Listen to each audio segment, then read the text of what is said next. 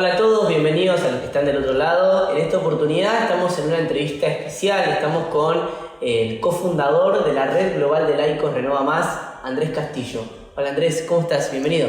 Hola Alex, muy bien, contento, sobre todo porque siempre que hay estos espacios para poder compartir a mí me hace muy feliz, así que muchas gracias. Bien, excelente. Lo primero que te quiero preguntar para poner en contexto a la gente y para que entendamos un poco, ¿por qué Renova se le llama red, digamos? ¿Qué es aquello que lo transforma en una red?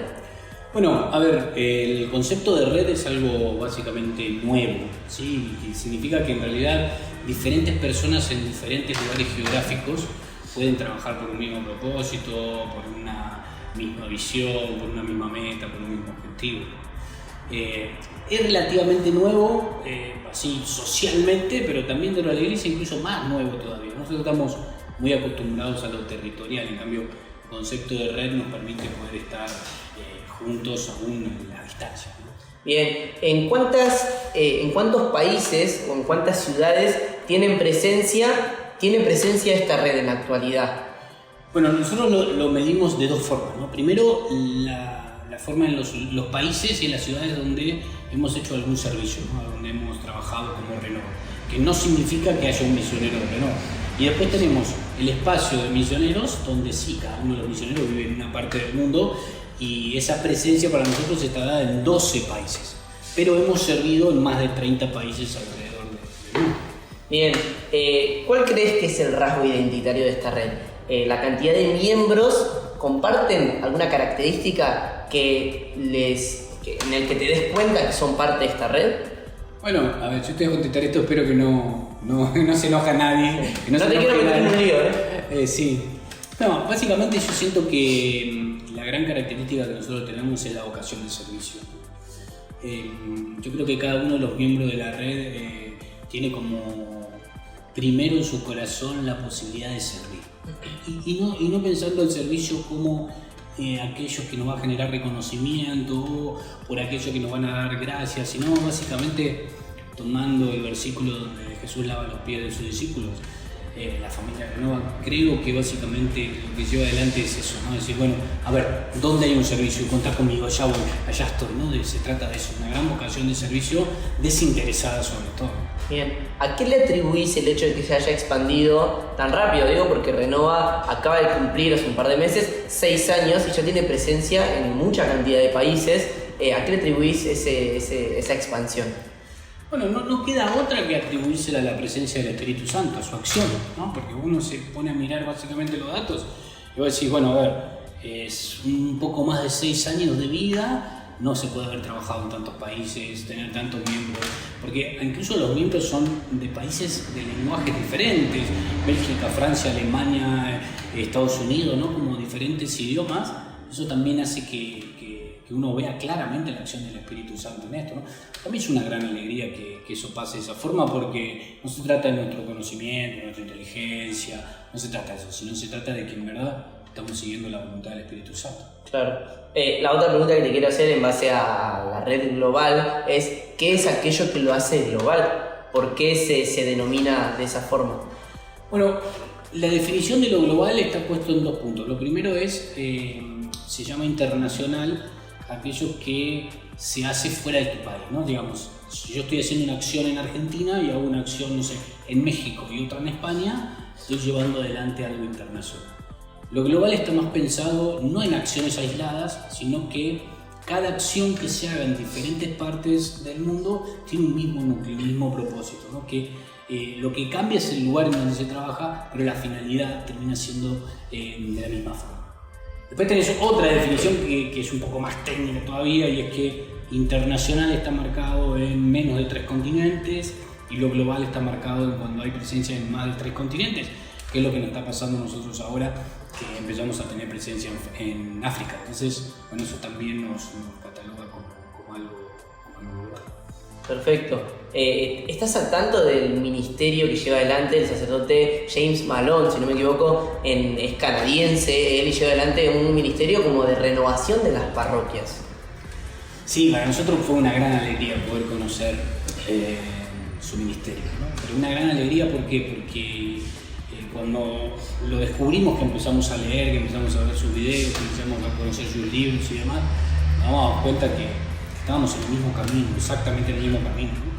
Pero la alegría se basa en que no lo conocíamos, no sabíamos quién era cuando todo esto comenzó, y no solamente el padre Jean Malone, sino que hemos encontrado otras expresiones como Lifetime, como Alfa, como Shalom, como Wellgate en España, que son también son parte de redes que se dejan influenciar por el Espíritu Santo, y como que el Espíritu Santo va suscitando en diferentes partes del mundo sin que nos conozcamos una misma visión, un mismo propósito, ¿no? Entonces, recién te decía, Renova está siguiendo al Espíritu Santo, ¿no? Pero me da mucha alegría que no decir, bueno, somos los únicos que estamos peleando con tal cosa, sino que hay muchas otras en un montón de lugares, que incluso ahora desde el Vaticano hay una pequeña propuesta para juntarnos a todos y trabajar de manera global. Eso es algo muy lindo, ¿no? Siempre que la acción del Espíritu Santo esté marcada, siempre se generan cosas lindas. Bien. ¿Coincidís con el lema o con esto que en su página web, me senté a investigar, dicen que ellos promulgan algo que es difícil de escuchar, que es que la iglesia se olvidó de su propósito? Sí. Contestando a tu pregunta, te voy a decir que sí, que es cierta. Pero también es cierto, valga la redundancia, que hay muchas cosas en el contexto para analizar que eso pasa, ¿no? Digamos, si bien es que la iglesia ha perdido su propósito, o no sé si lo ha perdido, ha dejado de mirar su propósito, si bien es cierto eso, hay como muchas cosas que pasan alrededor, ¿no? La iglesia en un determinado momento de la historia se sintió muy cómoda con las acciones propias que sucedían de la puerta para adentro, ¿no? Y eso marcó que se deje de mirar hacia afuera, porque en sí el propósito de la iglesia es evangelizar, ¿no? Y nosotros estamos inmersos en medio de un cambio de paradigma, ¿no? Siempre que una sociedad o una cultura se embarca en un cambio de paradigma, es que un paradigma viejo muere para que un paradigma nuevo nazca. En este caso es algo raro, porque el nuevo paradigma no termina siendo nuevo, sino que es viejo, porque en definitiva es volver a las fuentes, ¿no? De donde nunca nos deberíamos haber ido. Entonces, esa pérdida de propósito está marcada también por este camino, ¿no? El camino de decir, bueno, hemos ido hacia otros lugares, y esos otros lugares hemos visto la acción de Dios, pero hemos dejado al costado nuestro propósito, ¿no? Que es evangelizar. La iglesia ha nacido para evangelizar. ¿Vos creés que el ministerio de renovación de las parroquias que lleva adelante James Malone es posible en Latinoamérica o en Argentina? Estoy al tanto que la Conferencia Episcopal Española lo adaptó para la realidad de España, pero ¿vos ves viable algo así en nuestro contexto? Sí, amerita una adaptación, ¿no? Claramente amerita una adaptación, pero básicamente la existencia nuestra marca de que sí es posible, porque en sí es el mismo camino, ¿no? Claro que hay que pensar sobre todo en que Latinoamérica es multicultural, ¿no? Y en esa multicultura de Latinoamérica las cosas se tienen que dar de otra forma, ¿no? Porque además las necesidades de Latinoamérica y de Centroamérica son completamente diferentes a como puede pasar en España, como puede pasar en Estados Unidos, Canadá o Londres. Son completamente diferentes, ¿no? Digamos. Entonces, al cambiar las prioridades, a cambiar las necesidades, a cambiar la idiosincrasia, se tiene que dar de otra manera. Pero sí, estoy completamente convencido de que se puede dar. Siento que es lo que Dios le pide a la iglesia en este tiempo de la historia. Estés en Estados Unidos, estés en Filipinas, estés en Rusia o estés en Chile. ¿El test Parrish es esto que me acabas de explicar básicamente, o cómo sería? Bueno, sí, para nosotros test Parrish es básicamente una evaluación para parroquias, ¿no? Como para que la parroquia sepa en dónde está, cuál es su realidad, ¿sí? Básicamente es un análisis de realidad. Nosotros tenemos la experiencia de haber caminado en las parroquias en Latinoamérica y en el Caribe, y vemos que una de las necesidades más urgentes es que cada plan de acción, cada plan misionero de formación, de evangelización, tiene que estar impulsado por un análisis de realidad. Y yo no veo a las parroquias con esta posibilidad de hacerlo, ¿no? Digamos. Entonces, sería como una autoevaluación propia de la parroquia puertas adentro. Bueno, a ver, es la evolución de algo que nosotros como Renova hemos hecho de manera presencial. ¿Qué significa? Nosotros hemos ido parroquia por parroquia a tratar de generar un análisis de realidad antes de ofrecerle un servicio a los sacerdotes, ¿no? Entonces se hacen preguntas, se evalúa cómo está la parroquia, de dónde viene la parroquia, a dónde quiere llegar la parroquia, ¿no? Pero claro, en un determinado momento hemos crecido tanto en servicio de parroquias que generar eso de manera presencial nos ha costado mucho. Entonces, si a esto le sumamos que estamos en un proceso global, nos ha costado tanto en Argentina por la sumatoria de parroquias, cuando lo haces global se magnifica, sí o sí necesitábamos generar un espacio de automatización. Entonces, Test Parish básicamente es un test que lo que hace es que cada sacerdote por sí mismo, son 100 preguntas, a través de 100 preguntas pueda tener un pequeño panorama de cómo está su parroquia para que a partir de ahí sepa cómo pedir ayuda.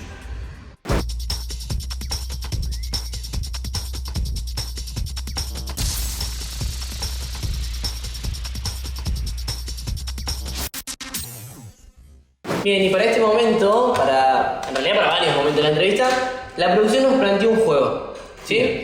Que es muy sencillo. Tenemos 3 sobres, cada uno tiene una temática dentro para que nosotros podamos charlar, dialogar. Tiene distintos niveles de dificultad, por así decirlo, a la hora de la respuesta sobre todo. Así que vos tenés que elegir uno de los 3 y vamos a charlar sobre eso. Bueno, a ver, vamos a elegir, fiel a mi característica, voy a elegir el último, el 3. Vamos con el 3. Me mostrabas mucho el 1, por eso elegí el 3. Está bien. Vamos con el 3. Bien, carismas. ¿Estás para hablar de carismas? Bien, la primera pregunta dice, para introducir, ¿cómo definirías a los carismas? ¿Qué son los carismas? Bueno, los carismas son las herramientas que Dios nos da para llevar adelante su voluntad, ¿no? Cada uno de nosotros cuando nacemos viene al mundo con una misión específica, ¿no? Dios no nos crea porque sí. Cada uno viene con una misión, que es la voluntad de Dios para nuestra vida. Pero Dios no te deja solo con la misión y nada más, sino que pone en tu vida ciertas herramientas, ciertas características que lo que hacen básicamente es ayudarte a que esa voluntad vaya adelante. Bueno, esos son carismas. Los carismas son esas herramientas que vos tenés para llevar adelante, ¿no? A veces pasa que las personas no encuentran la voluntad de Dios, pero en un determinado momento empiezan a sentirse cómodos en un área y sienten que algo les sale fácil, y sienten que la gente responde, y sienten que son de verdadera ayuda, ¿no? Y por los carismas empiezan a comprender y empiezan a darse cuenta que es la voluntad de Dios, ¿no? Bueno, básicamente es eso, son las herramientas. Bien, hay una pregunta muy importante, que es una pregunta personal, pero que la voy a hacer pública porque es ¿cómo distinguir un talento de un carisma? Bueno, el carisma está más orientado a lo espiritual, ¿sí? Más orientado a...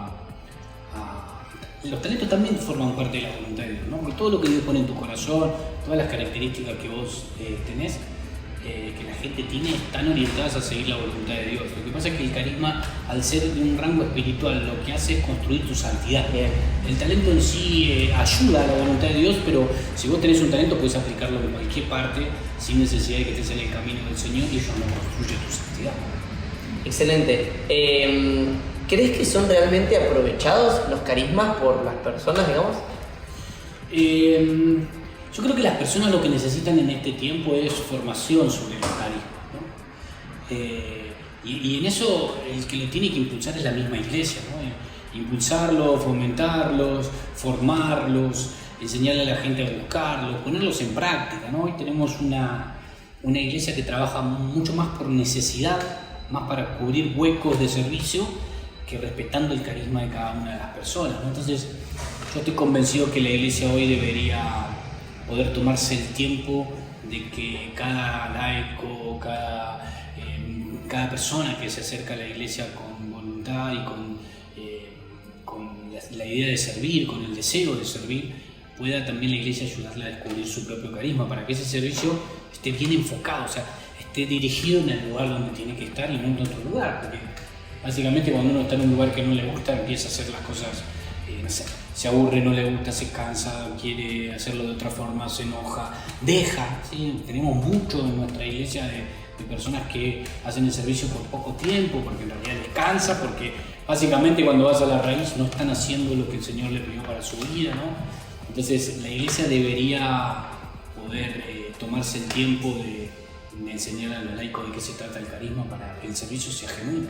Excelente, completísimo. Esta primera parte, bien, digamos, no hubo ninguna pregunta comprometedora hasta el momento. Bueno, Bien. aprobé entonces. Sí, esta parte sí. Veamos, vamos a ver qué ¿Es sigue. que con 2 ya apruebo o tengo que pegarle a las 3? No, para mí tiene que ver las tres, porque si no un poco. Pero bueno, vamos a seguir charlando. Nos estabas contando sobre lo que sería el test Parrish para Latinoamérica, pero me surge una pregunta que no me la puedo callar, que es un poco contraproducente. Siento que si vas a preparar algo para Latinoamérica, te vayas a vivir a Estados Unidos. Entonces, yo te quiero preguntar por qué, digamos, te vas a Estados Unidos. Bueno, a ver, el test Parrish es una acción global. La acción global puede estar marcada por cualquier territorio, por cualquier continente, ¿no? Digamos. Así tendremos otras acciones que tienen que ver con África, otras que tienen que ver con Europa, ¿no? Esta básicamente tiene que ver con Latinoamérica y el Caribe, ¿no? Primero que, o sea, que yo me vaya a Estados Unidos, yo no soy la institución Renova, entonces hay gente trabajando en otros lugares, en Latinoamérica, como por ejemplo en Argentina tenemos un equipo muy grande, en Colombia, en Panamá, en Costa Rica, en México, tenemos equipos grandes de trabajo, ¿no?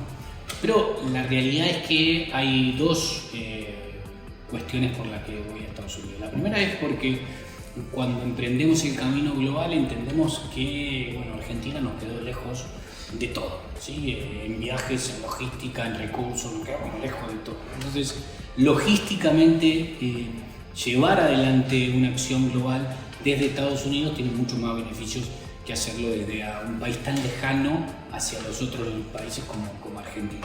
Primero eso, y segundo que su santidad el Papa Francisco nos envió a trabajar con los hispanos en Estados Unidos. Entonces, mi participación en Estados Unidos es, por un lado, acudir a las cuestiones globales, pero por otro lado, hacer un trabajo nacional en Estados Unidos con los hispanos, ¿no? Bien. Te quería preguntar, ¿con qué recursos, más allá de lo económico, ¿no? Que es algo claro, ¿con qué recursos contás en Estados Unidos que no contás acá en Argentina? Bueno, es un tanto nuevo para ir descubriendo cómo son las cosas en Estados Unidos o para hacer una comparación tan específica. Lo que sí te puedo decir es que en Estados Unidos hay un camino recorrido que hemos hecho que me está esperando, como por ejemplo, te puedo nombrar algo, hay una productora constituida que se llama Generation One, ¿sí? Que es Generación 1, que está destinada a todas las cuestiones que tienen que ver con la evangelización a través del arte, a través de la música, a través de los medios de comunicación. Ya está funcionando, hay una radio con la que yo me voy a encontrar, en la que estamos funcionando, y hay una red de parroquias que están esperando la acción de Renova, ¿no? Estados Unidos tiene una gran ventaja, y la ventaja es que las necesidades primarias no están puestas en las necesidades básicas, ¿no? Y eso es una gran ventaja a la hora de trabajar en la evangelización. Acá nos pasa que hay muchas oportunidades en toda Latinoamérica, digo acá en Argentina, pero en toda Latinoamérica, que a veces tenemos que dar pasos previos a la evangelización que tienen que ver con las necesidades de la persona, que tiene que ver con la comida, lo que tiene que ver con la vivienda, la vestimenta, la salud, ¿no? Como que hay todo un paso previo que tenemos que trabajar antes de llegar a lo que significa la evangelización, ¿no? Estados Unidos no pasa tanto como pasa en Latinoamérica, y eso nos hace enfocarnos solamente en la evangelización. Bien. Recién hablaste de un pedido explícito de Su Santidad Francisco, y justo te quería preguntar por tu vínculo con él, con tu relación. Hace muy poco fue el primer Congreso Internacional de Renova en Roma. Te quería preguntar si nos puedes hacer una pequeña síntesis de cómo fue eso, digamos. Fue un laburo muy arduo, y quisiera saber cómo salió todo. Bueno, la relación con Su Santidad Francisco yo la tengo desde que él era arzobispo de Buenos Aires. Yo lo conocí en el año 2004. A partir del año 2004 empezamos a trabajar. Hace mucho tiempo ya. Sí, yo tenía 2 años. Yo tenía 4. Y empezamos a trabajar con él, sobre todo con una propuesta de evangelización grande, evangelización masiva en las calles, y bueno, empezamos a trabajar. Después el trabajo se convirtió en cercanía. Por un gran tiempo él empezó a aconsejarme sobre mi vida espiritual. Yo le preguntaba cosas, él me guiaba y demás. Él fue el que ordenó muchísimo en un plano individual mi cabeza a la hora de poder decirle que sí al Señor y de qué forma decirle que sí al Señor, ¿no? Y después, bueno, a partir del 2013 él es nombrado Papa.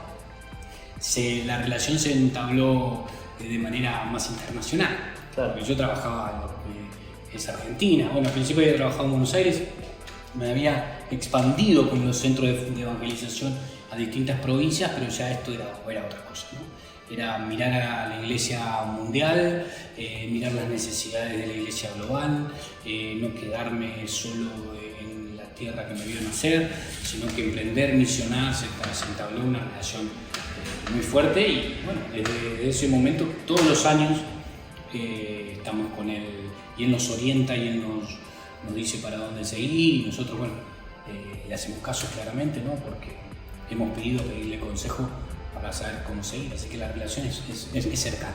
Bien, algo que te quería preguntar es, él es, porque si bien yo considero que Renova ha estado muy cerca, o en realidad él ha estado muy cerca de Renova detrás de los pasos de cada una de las decisiones que van tomando como fundadores y como red, él siempre fue viendo este cambio de paradigma que necesitaba la iglesia, o fue algo que se dio cuenta cuando empezó a mirar a la iglesia católica más de manera mundial? Él ya venía dándose cuenta. A ver, en el año 2007 para Latinoamérica y el Caribe nace un documento que es fundamental, que es el documento de Aparecida. El documento de Aparecida ya empieza a hablarnos de todas estas cosas, ¿no? Fue en el año 2007, esto fue 6 años antes que él asumiera como Papa. Él fue uno de los redactores, incluso él con anterioridad se juntaba con los cardenales y demás a charlar sobre la realidad de la iglesia. Me ha pasado, yo no me di cuenta en ese momento. ¿Es común eso que los obispos se junten o cardenales se junten a charlar sobre Sí, claro, porque ellos tienen reuniones ordinarias y extraordinarias como conferencias episcopales y como conferencias latinoamericanas que se juntan, charlan la realidad de la iglesia, piensan para dónde hay que ir y demás, ¿no? Y eso ya era antes de eso, ¿no? Digamos, yo creo que el gran promotor de todo esto fue Juan Pablo II. Creo que ahí tenemos que buscar el origen de este cambio de paradigma, claro. ¿Sí? Porque ya el Concilio Vaticano II nos hablaba de esta cuestión, ¿no? Pero el que se dio cuenta que esto era urgente, lo empezó a poner en boca de los sacerdotes, de los obispos, fue Juan Pablo II. Lo que pasa es que Juan Pablo II fue un adelantado en este tema, entonces claro... Un adelantado y un incomprendido también. Y claro, porque cuando vos sos un adelantado, hablas de cosas que la realidad no te marca, o sea, vos decís, va a pasar tal cosa, vos mirás alrededor y no pasa eso. Entonces claro, la gente dice, ¿será verdad lo que está diciendo? ¿No será verdad? Entonces tuvimos que pasar el 2000, venir un montón de situaciones, como son procesos que tienen que ver con el secularismo, con el relativismo, procesos culturales muy fuertes, procesos sociales muy fuertes, para que nos demos cuenta en la realidad misma que lo que nos decía Juan Pablo II era lo cierto, ¿no? Entonces yo creo que desde ahí, desde Juan Pablo II, es donde la cosa ya empieza a estar en boca de los sacerdotes. Él lo sabía desde ese entonces también. Bien, ¿Francisco expuso en el congreso que hicieron ahora? ¿O? Me preguntaste del congreso antes sí. Y me quedó ahí colgado. Sí, para nosotros el congreso fue algo muy importante en cuanto a comenzar a dar pasos globales, ¿sí? Porque para nosotros fue juntar de manera presencial a la familia de Renova, que están en diferentes países, que pudiéramos tener nuestro espacio como familia para conocernos, compartir, disfrutar, formarnos, porque ese congreso vinieron personas muy importantes de los dicasterios y de las comisiones y de las fundaciones del Vaticano, muy importantes, a darnos charlas, y fue una formación de privilegio.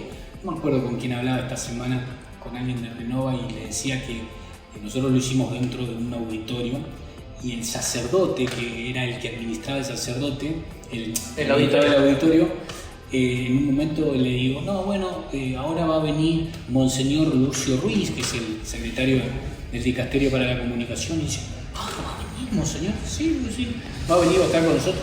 Bueno, y al rato vio que caía Rodrigo Guerra, que es el secretario de la Comisión Pontificia para América Latina, y en un momento me pone y me dice, ¿quién más va a venir? Claro, asombrado de las personas que estaban viniendo todas juntas a darnos las charlas, ¿no? Y eso es una riqueza importantísima, porque también que Francisco tiene mucho que ver en esto, ¿no? Pero en estos 6 años hemos logrado trascender el rol que ellos tienen, ¿no?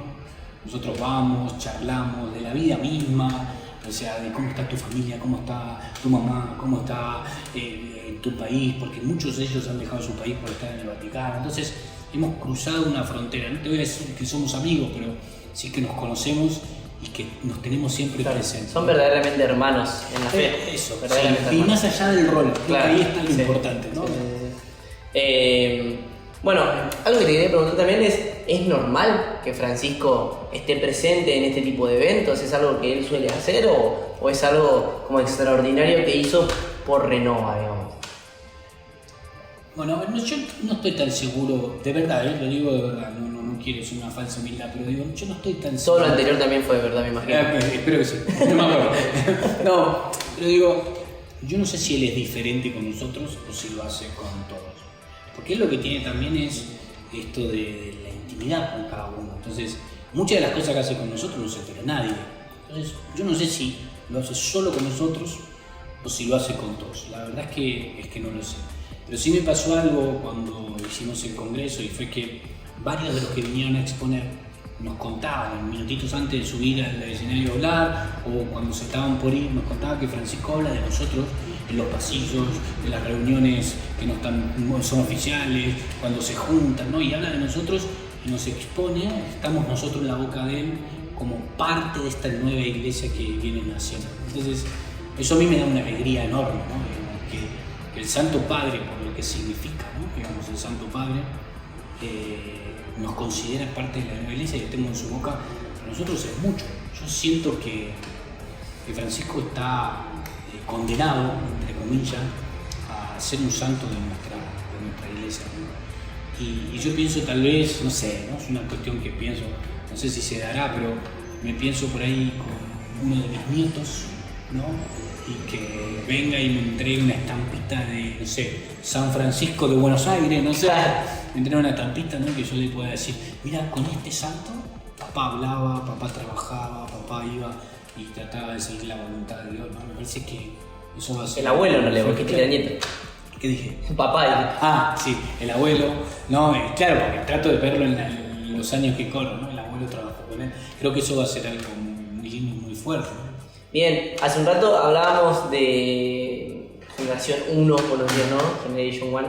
Y lo que te quería preguntar es, estas oficinas ya están montadas allá, pero allá, jurídicamente, Renova se va a constituir como una fundación, sí, no como una asociación civil como lo es en Argentina.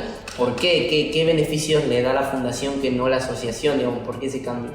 Porque en realidad lo que nosotros hacemos es no abrir una empresa nueva, sino que básicamente es en la misma empresa que nosotros tenemos acá, la asociación civil que nosotros tenemos acá, se abren oficinas en otro país, ¿no? Entonces, la forma jurídica para hacer eso era la fundación. O sea, se migró por de forma estratégica, digamos. Claro, claramente, es la forma jurídica que a nosotros nos lleva adelante el trabajo que nosotros estamos haciendo. Bien, ¿tiene algún tipo de beneficio o es...? Es lo mismo, sencillamente, el beneficio es que se puede hacer. Claro. Si no, no se podría hacer. Tal cual. Bueno, y hablando puntualmente de Generación 1, Generation 1, ¿qué me puedes contar? ¿Qué me puedes adelantar? Dijiste que era una producción audiovisual, musical, artística, ¿qué?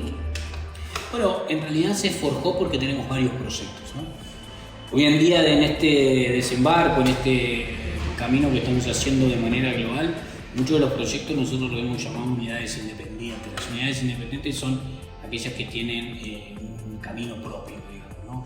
Que es, por ejemplo, el Instituto de Formación 77, la Escuela de Música Nova Music, Focus Nova, que es una radio, Holynet, que es una propuesta audiovisual, y tenemos ahí varias propuestas, Renova Man News, bueno, que es la revista digital, varias propuestas que están dentro del marco de lo artístico y lo comunicacional, que necesitan una figura jurídica, digamos, ¿no? Para llevarlo adelante. Porque básicamente, más allá que estén hechas para el servicio y hechas para la iglesia, necesitan que eso sea algo real. Si no, estaríamos cometiendo algo que es contrario a lo que nosotros predicamos, estaríamos trabajando ilegalmente. Entonces, para fomentar que todo esté en orden, necesitamos figura jurídica. Bueno, esa figura jurídica es la productora por la cual nosotros trabajamos con cada una de estas cosas. Bien, tenemos la fundación, tenemos la productora. ¿Cuenta con alguna otra herramienta Renova en Estados Unidos? Bueno, por el momento estamos trabajando ahí, va a tener varias otras cosas, ¿sí? Va a ir moldeándose a medida que vayamos trabajando, a medida que las cosas salgan. Nosotros no nos atamos mucho a lo que nosotros queramos proponer. ¿Por qué? Porque si nos atamos a eso y por ahí el camino del Espíritu Santo nos manda por otro lado, nos sentimos como que obligados a hacer eso. Entonces, si bien no es que dejamos todo así nomás y somos improvisados, sino que en realidad tenemos una estructura, tenemos un camino, tenemos un plan de acción, tratamos de ir siguiendo al Espíritu Santo, ¿no? Entonces, a medida que vayan surgiendo las situaciones, vamos a ir dándonos cuenta en qué área tenemos que trabajar y cómo ir fomentando eso. Que fue el mismo proceso que se hizo en Argentina. Claro.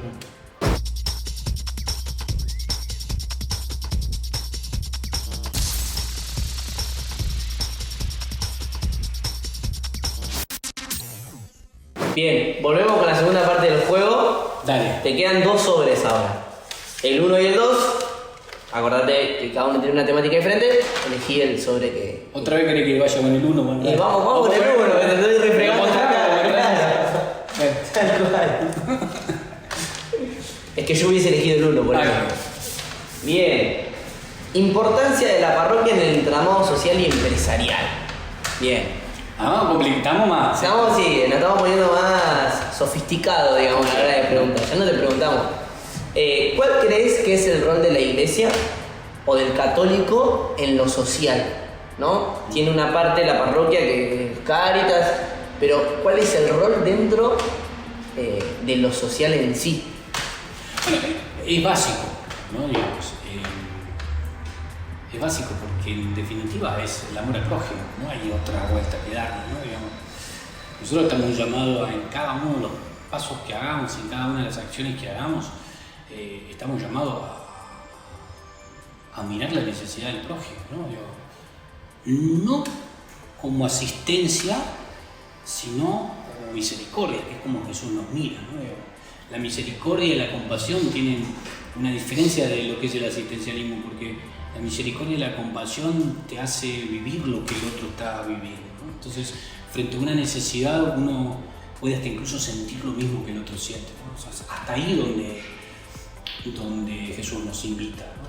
Entonces, lo social es parte de nosotros. Hagas lo que hagas, no podés obviar lo social, no podés obviar la necesidad de la persona que tenés al lado. Yo, cuando hablo con los chicos acá en Renova, sobre todo cuando hacemos formaciones de visión o de liderazgo, yo lo que le digo es que no podemos mirar a la persona solo por el servicio que hace o solo por el rol que tiene, sino que hay que mirar a la persona de una manera integral.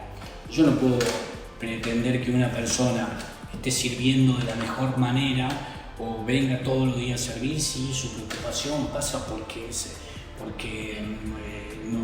sus hijos no conocen a Jesús, porque no tiene para comer, porque le están por rematar la casa, porque el médico le ha dicho que tiene una enfermedad terminal. Entonces, el rol y el servicio no pueden marcar cómo uno se relaciona con otra persona.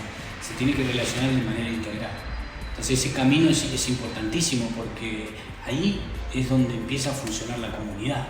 La comunidad tiene más que ver con eso, en estar al tanto de lo que al otro le está pasando, alegrarse con sus alegrías, entristecerse con su tristeza. Entonces, cuando uno habla del entramado social, lo que está hablando es de aquellas personas que ya sean por política, por roles culturales, por roles musicales, incluso por roles sociales, ya sea que tengan adelante un club, o una organización, que son las personas que van a tomar decisiones sobre estas cosas, la hagan desde este lugar.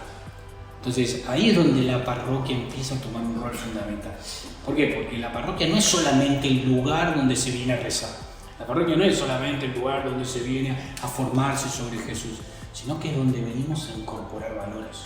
Entonces, la parroquia es un motor de plantar valores en la vida de las personas. Esas personas después van a salir de esa parroquia y van a estar tomando todos estos puestos y van a tomar decisiones conforme a los valores que han sido formados.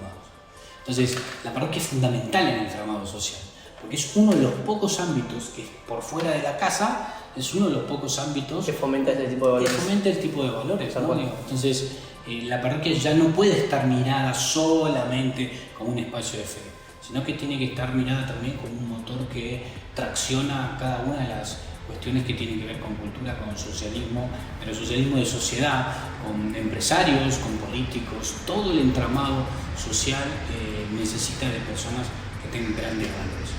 Cierro con esto, mirá la pregunta. Francisco decía hace poquito que necesitamos más empresarios que no estén mirando todo el tiempo cómo incrementar sus arcas, sino que estén mirando qué aportan a la sociedad, ¿no? Bueno, si esa persona que tiene los valores desviados no pasa por un ámbito como la parroquia, hay otros, pero la parroquia creo que es el más importante. Si no pasa como la parroquia, muy difícilmente pueda ponerse a tomar una decisión que no sea a sí mismo. Por lo general, todas las decisiones son básicamente dentro de su ambición o dentro de sus necesidades o sus deseos. Pero cuando tenés estos valores forjados, desde lo empresario también puedes mirar qué le podés aportar a la sociedad. Entonces ahí la parroquia se hace fundamental. Bien, clarísimo. La segunda pregunta que tenemos acá es ¿por qué nos cuesta relacionar lo empresarial con lo pastoral? Lo anexamos a esto último que decías de Francisco. Bueno, porque nosotros anexamos lo empresarial como algo netamente comercial, ¿no? Y a ver, llevar adelante un proceso que tiene que ver con una pastoral básicamente significa montar una empresa. Está bien, una empresa de servicios. Está bien, una empresa de servicios que no es comercial. Bueno, tendrá sus características, pero no deja de ser una empresa. Yo recién te decía, para llevar adelante diferentes programas y diferentes proyectos de evangelización, tuvimos que montar una productora. Bueno, estamos montando una empresa. Después, claro, esa empresa no está dedicada a recaudar dinero, sino que está dedicada a montar servicios o dar servicios a las personas que lo necesitan, en nuestro caso, con una mirada 100% de fe. Entonces, cuando separamos esto es porque en realidad no estamos entendiendo muy bien cómo se van moviendo las cosas, ¿no? Digamos. Bien, una vez en una charla que tuvimos vos me dijiste que yo te dije, Renova no ofrece ningún servicio, ningún producto, y vos dijiste, no, nosotros ofrecemos un servicio de evangelización, que no sea remunerado no significa que no ofrezcamos un servicio. ¿Sostenés eso, digamos? Sí, claro, básicamente es eso.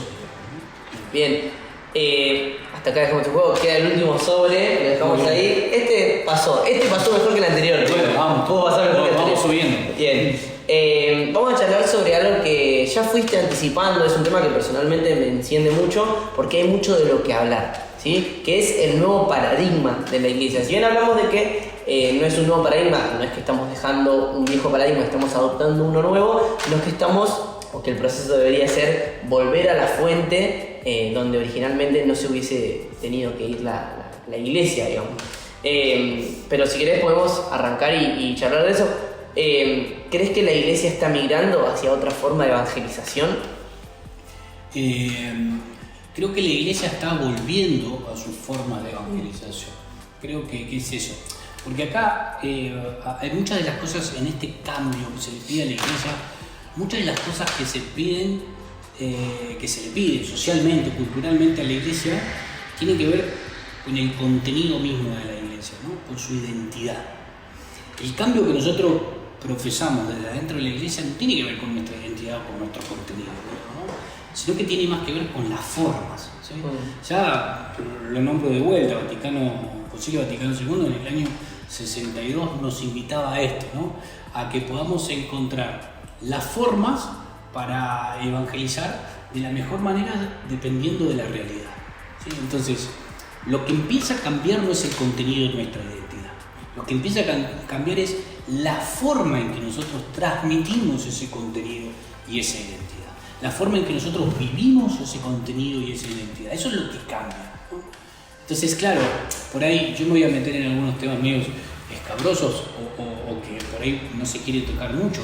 Pero, por ejemplo, cuando le piden a la iglesia que los sacerdotes se tengan que casar, porque si no se casan, no, es hasta medio risueño el motivo, porque si no se casan, la gente, los sacerdotes, hay cada vez menos vocaciones y entonces se tendrían que casar para que haya más vocaciones. Yo siento que cuando te dicen algo así es como, no sé, es como querer transformar algo con herramientas que son para otras cosas, o sea, no tiene mucho sentido, o sea, yo lo que me plantearía es ¿por qué hay menos vocaciones? ¿Cómo estamos nosotros transmitiendo nuestra fe? ¿Vos crees que la iglesia no se lo está planteando, no se lo planteó hasta el momento? No creo que sea un tema que toda la iglesia se plantee. Okay. ¿Sí? Siento que sí, hay espacios donde la iglesia se lo está planteando. Nosotros somos parte de la iglesia y no lo estamos planteando. sí hay espacio donde esto se plantea, pero no es la gran mayoría. Por eso parte de este nuevo paradigma también está enfocada en los métodos y en las pedagogías, ¿no? Recién hablamos de proceso, ¿no? Uno de los cambios es salir de meras acciones a procesos y caminos. Bueno, otro cambio que hay que introducir en este nuevo paradigma es que, bueno, ¿cómo transmitimos nuestra identidad, ¿no? Hasta hace muy poco sentíamos que lo que nosotros creíamos era lo que iba a cambiar el corazón de la gente que creía en otra cosa. Por ejemplo, ¿no?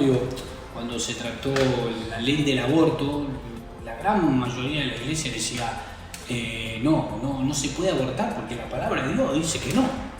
Entonces, claro, te dejaba fuera un mundo de gente, porque la gente no creía en Dios y no era un razonamiento lógico para ellos. ¿Y qué me importa a mí que lo diga en la Biblia?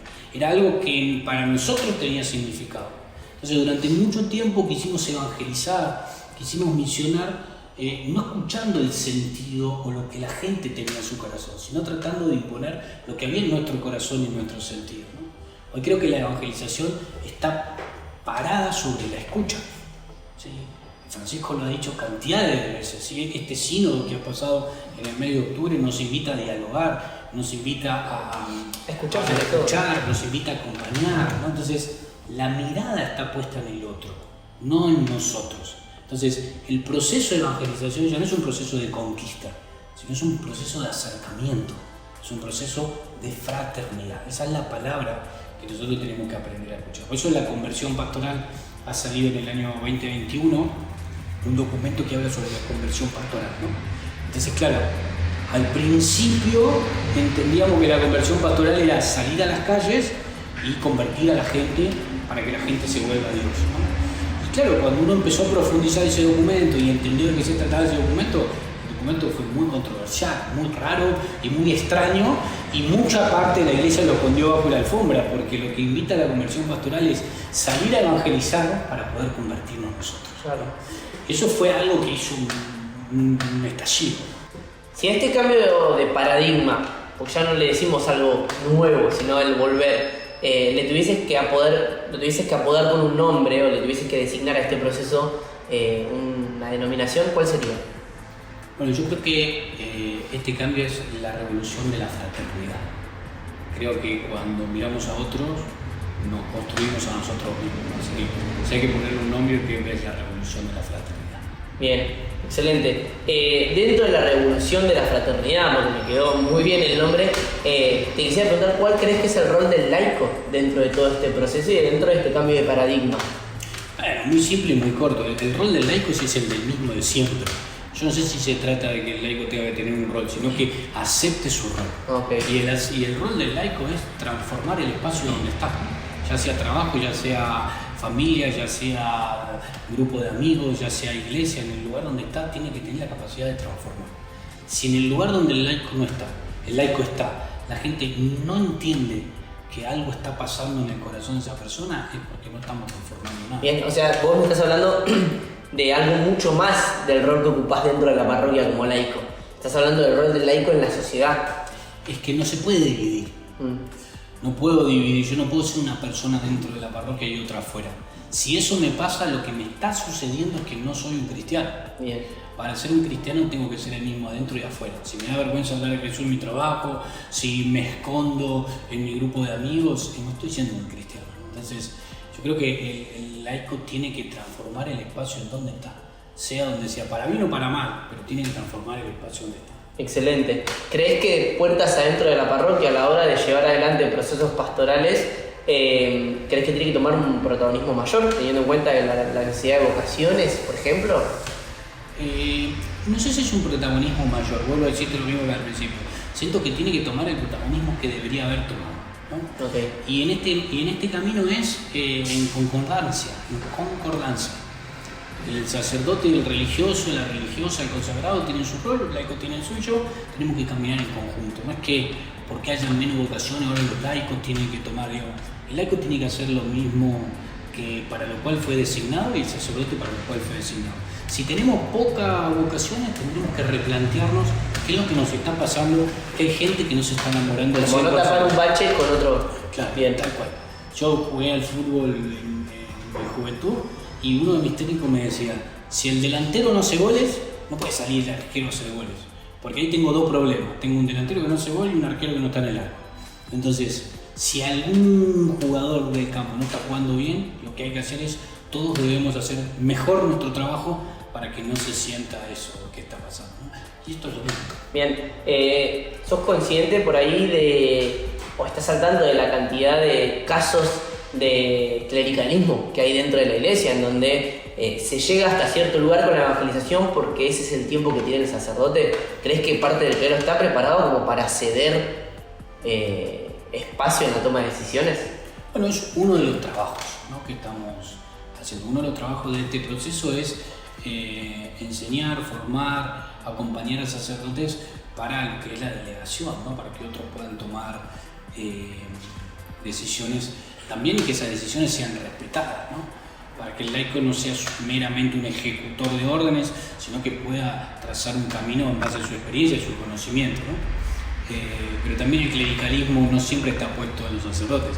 A veces el clericalismo parte de nosotros mismos, ¿no? A veces la comodidad del laico hace que todo recaiga en el sacerdote, claro, porque si no tendríamos que comprometernos más, tendríamos que estar más cerca, tendríamos que dedicar más tiempo, tendríamos que transformar nuestro corazón, y como mucho no nos gusta, preferimos que el clericalismo siga avanzando. Es más sencillo echarle la culpa a eso. Sí, claro. Bien. Pero es un poco de todo, es parte del proceso y de la transformación. Bien. Estamos con el último sobre. Wow. Vamos cerrando la entrevista y tenemos el último sobre. El primero lo pasaste bien, el segundo lo pasaste por ahí un poquito más armado. Vamos a ver qué pasa en este tercero, ¿te parece? Bien. Acá no te hago elegir porque es inevitable. Sí. Bien. Bien, vamos a hablar de ecumenismo. Me gusta. ¿Te gusta? Bien. ¿Cómo ves la relación o el trabajo del catolicismo con otras religiones? Bueno, el ecumenismo parte no de un trabajo con otras religiones, sino que el ecumenismo parte con todas las expresiones que tiene a Jesucristo como centro de su fe. Bien. Eso es el ecumenismo. Entonces, básicamente la iglesia anglicana, la iglesia ortodoxa, la iglesia protestante, no es la mejor forma que me gusta llamarlo, pero es como se le llama, la iglesia católica, son las cuatro que trabajan por ecumenismo. Después, cuando ya empezamos a trabajar con la iglesia, ya por ahí, no sé, judía, bueno, ya cuando empezamos, sí, no es la iglesia, cuando trabajamos con los judíos, cuando trabajamos con los musulmanes, cuando trabajamos con los budistas, ahí ya es algo más interreligioso, entonces ahí sí es más allá de las religiones, ¿no? Pero el ecumenismo está dado básicamente en esas cuatro expresiones de fe que tienen a Jesús como centro de su vida. Bien, Francisco se ha ocupado durante todo su magisterio de fortalecer los vínculos con líderes, digamos, con esto que explicaba recién, ¿no? Tanto cristianos como musulmanes, como judíos, es algo que en su magisterio él ha ejercitado. ¿Lo ves vos como una prioridad o no? Mira, Francisco ha dicho una frase que yo amo profundamente, que es controversial, pero digo que amo profundamente, ¿no? Y él dice, Dios ha permitido la proliferación de expresiones distintas de fe al catolicismo para que nosotros no nos creamos que tenemos la verdad absoluta. Y es algo que comparto mucho, ¿sí?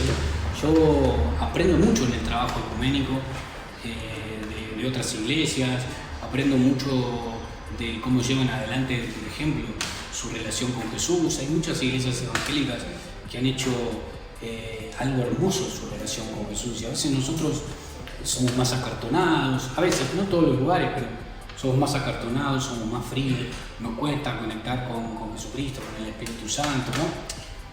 Entonces yo creo que el camino no es tanto en dividirnos y ver quién sí, quién no, quién tiene la verdad y quién no, sino que depende mucho más de lo que decía antes, ¿no? De confraternizar y ver que hay muchas oportunidades de que la gente conozca a Jesucristo, y muchas más si nos unimos y trabajamos en conjunto.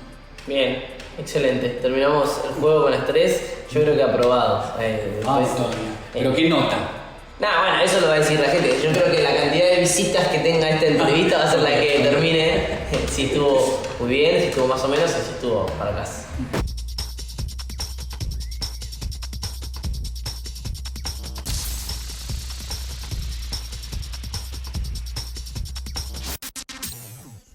Bien, ya cerrando la entrevista, llegando al final, vamos a hablar de un tema que está constantemente deambulando por lo que es la iglesia, que son las nuevas formas de evangelización, sobre todo las digitales, ¿no? En redes sociales, en YouTube. Y yo te quería preguntar si vos crees que ese tipo de evangelización, esa forma de evangelizar a través de las redes sociales de manera digital, llega a nuevos nichos de personas, conquista nuevos nichos.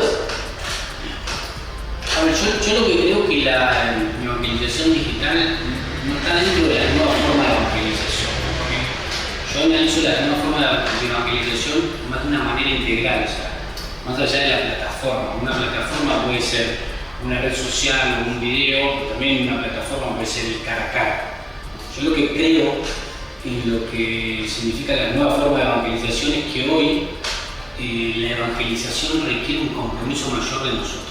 Ya sea presencial o ya sea virtual, requiere el compromiso del acompañamiento. Yo creo que ahí está la clave de la nueva forma de evangelización. Llegar a un nuevo nicho es entender y responder a la necesidad del tiempo que corre. Y esa necesidad solo la conocemos con el acompañamiento.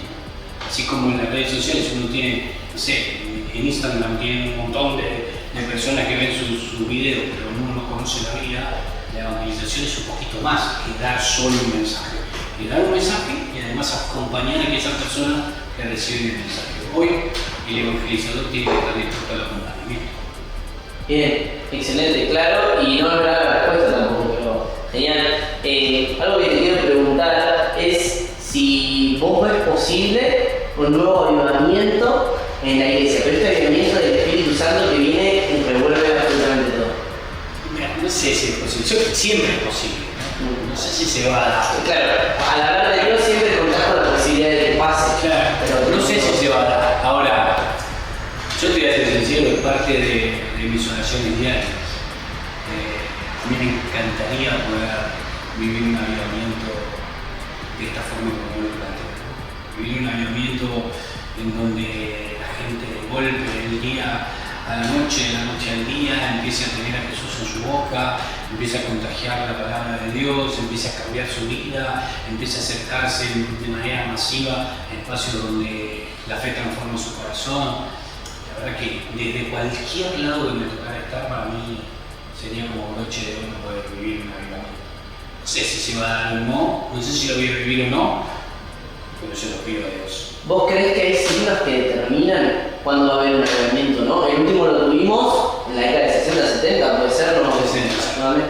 ¿Crees que hay signos que determinan? El signo más grande es cuando el pueblo de Dios, o sea, todos, necesitamos que Dios nos abrace. Cuando nosotros necesitamos que Dios nos abrace, Dios viene y nos abraza. Y eso, como un tsunami en el mar, genera un avivamiento tan grande que todos sentimos el abrazo de Dios. Y si me lo pones en ese marco, creo que no hay contexto más propicio para que Dios venga y nos abrace como el que estamos viviendo. Bien, en esto que hablamos sobre el nuevo paradigma de la iglesia, o en realidad el paradigma que estamos volviendo, ¿vos crees que estamos volviendo hacia algún tiempo de la iglesia? O sea, todo esto que está pasando, todo lo que estamos hablando hoy, incluso del avivamiento, ¿a qué tiempo de la iglesia te remonta? A o sea, sí tenemos que volver en cuanto al propósito, redescubrir nuestro propósito y quedarnos en el lugar de donde nunca nos teníamos que haber ido. Pero el tiempo nuestro es básicamente el tiempo de amar, amar y amar. Y ese es el tiempo que nosotros tenemos que estar dispuestos a vivir. A cada persona le toca un tiempo en la historia. En nuestro tiempo de la historia es el tiempo en el que somos capaces de despojarnos de nuestra propia realidad para amar a que tenemos saltado. Excelente. O sea que el camino de ayer, de hoy y mañana es el amor. Siempre, porque Jesús es amor y Él nos invita a ser como Él. Bien, excelente. Bueno, Andrés, muchas gracias. Terminamos. ¿Sí? Hasta aquí llegamos con la batalla de preguntas que fue esta entrevista. ¿Cómo la pasaste? La pasé muy bien, gracias. A mí siempre me gusta hablar de estos temas y poder compartir un poquito de lo que Dios hizo en mi vida, así que gracias. Bien, así que nada, excelente. Yo también la pasé muy bien, me divertí mucho. Y lo último que te vamos a pedir, ya que estamos, es que mirando a cámara le puedas decir a la gente que está del otro lado lo que tengas en tu corazón, lo que quieras compartir. Básicamente quiero decirte algo, no sé hasta dónde va a llegar este video, no sé qué momento de tu vida estés pasando, no sé si es el mejor momento de tu vida o el peor, o todos los matices que hay en el medio, pero si hay algo que yo tengo que decirte es que más allá de lo que vos estés viviendo hoy, Jesús está esperando llegar a tu vida para transformar. Jesús está esperando llegar a tu vida para abrazarte como decíamos hoy y para mostrarte todo lo que te ama. Incluso si estás convencido o convencida de que no sos capaz de recibir el abrazo del Señor, o tal vez pensás que no te interesa el abrazo del Señor, yo te digo que Jesús está esperando llegar a tu casa, a tu corazón y abrazarte, ¿sí? Y no es un abrazo simple, sino que es el abrazo que transforma y te hace salir a la calle a abrazar a otros. Ojalá Dios quiera que pronto te encuentres con ese abrazo del Señor y que a través de ese abrazo puedas transformar tu vida y ser feliz.